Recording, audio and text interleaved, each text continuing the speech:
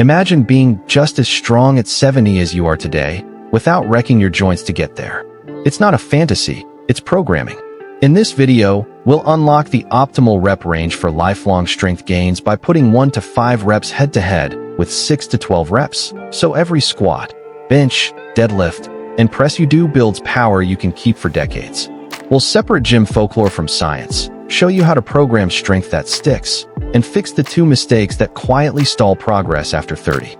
And if you want a simple edge, I've listed the best, third-party tested supplements for muscle growth and recovery in the description so you can avoid fakes and focus on results. Why rep range matters more than you think. Lift heavy to get strong is true, but incomplete. Strength isn't just how heavy, it's how often you can train hard with great technique and recover well enough to do it again next week, next month, next year. The 1 to 5 rep range builds neural efficiency and peak force. The 6 to 12 rep range builds muscle cross-sectional area, the engine that lets you express more force later. Long-term, the strongest lifters use both. The art is dosing each range so you gain power without piling on joint stress. What the science says about 1 to 5 versus 6 to 12. Low rep, high-intensity sets, roughly 80 to 95% 1 RM. Drive neural adaptations, better motor unit recruitment, tighter bar path, higher rate of force development. That's your top-end strength. Moderate reps, roughly 60 to 80% 1 RM. Drive hypertrophy, more contractile tissue, better leverage, more room to grow strength. If you live only in 1 to 3 reps year-round, you get strong fast, but hit a wall. Tendons ache, volume tanks, progress stalls. If you live only in 8 to 12, you build muscle but struggle to express it as max strength. Lifelong strength blends both ranges on purpose. The winner, for decades of strength, not just 12 weeks. Use 1 to 5 reps to practice heavy lifting and keep your nervous system sharp. Use 6 to 12 reps to build the muscle and joint-friendly volume that lets you keep progressing. Across a training year, most of your sets should live in the 3 to 8 rep pocket, with strategic dips to 1 to 3 and strategic climbs to 8 to 12. That middle ground is where strength and hypertrophy overlap, recovery stays manageable, and technique stays beautiful. Your joint-friendly strength blueprint. Here's how to make it work in real life. Anchor each main lift, squat, bench, deadlift, overhead press, with one top set in the 3 to 5 rep range at RPE 8 to 9, 1 to 2 reps in reserve. Then follow with 2 to 4 back-off sets in the 5 to 8 or 6 to 10 range at 70 to 80% of that top set. Rest longer on the heavy work, 2.5 to 4 minutes. Slightly shorter on the back-offs, 90 to 150 seconds. Over 3 to 4 weeks, add a small amount of load, 2.5 to 5 pounds, or 1 extra rep to the back-off sets while keeping bar speed and technique crisp. Week 4 or 5, deload. Reduce volume by 30, 40% and let tissues recover. This is progressive overload that your joints can live with.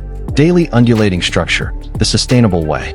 Rotate stress so you don't cook your nervous system. Think 3 flavors. Strength day, 1 to 5 reps for the top set, 3 to 5 reps on back-offs.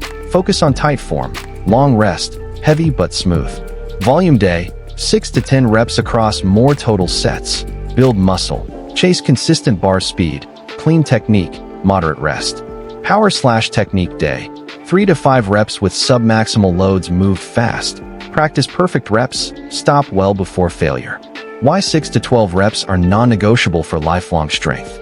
As you rack up training years, muscle is your insurance policy. More muscle means more force potential, better injury resilience, and higher tolerance for workload. The 6 to 12 zone lets you accumulate the weekly hard sets that matter, typically 10 to 20 hard sets per major muscle group per week, adjusted to your recovery, without living at joint grinding intensities. You'll feel fuller, recover better, and hit more PRs off the back of that volume. Technique, tempo, and RPE, the quiet multipliers. Strength gains that last come from technical mastery. Film your first and last set. Keep bar paths consistent, and use tempo to own positions. Control the eccentric for 2 seconds, pause 0 to 1 second at the bottom when safe, and drive up with intent.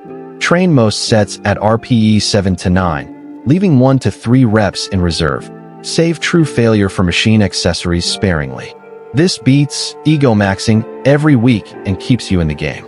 After 30 and 40, 50, here's what to change. Warm up like it matters. Ramp sets in the same rep range. Add a couple of light pause reps for patterning, and take an extra rest minute when bar speed dips. Space high-stress lifts across the week instead of stacking them. Plan a deload every 4th or 5th week.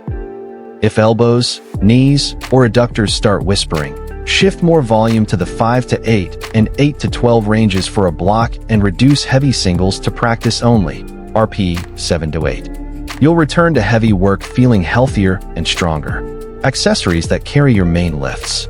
Pick 2 to 4 accessories in the 6 to 12 range that fix your weak links and add muscle where you need it. Split squats or leg presses for quads, RDLs, or back extensions for posterior chain. Rows and pull UPS for lats. Dips or close grip presses for triceps. Lateral raises and face pulls for shoulders. Keep these honest. Clean reps, controlled tempo, short of failure most days, and rotate variations every 6 to 8 weeks. Progress that's measurable and repeatable. Cap rep ranges.